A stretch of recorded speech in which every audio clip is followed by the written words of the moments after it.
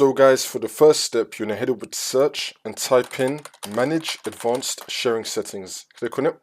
And now once you're on this, you want to expand the network that you want to use. For me, it's going to be a private network, so I'm going to expand this.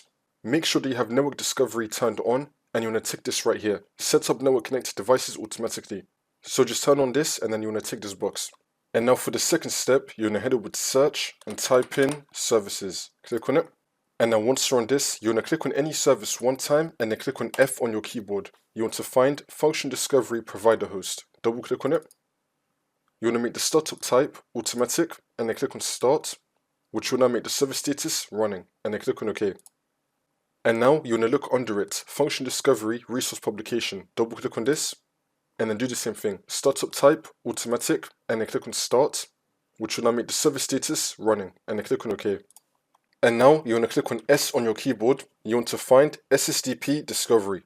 Double click on it and then do the same thing. Startup type automatic and then click on start, which will now make the service status running, and then click on OK.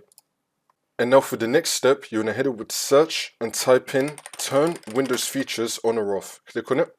And now once you're on this, we're going to scroll down until we find SMB. We're going to scroll down till we find SMB. It's going to be SMP 1.0 CIFS. You want to expand this.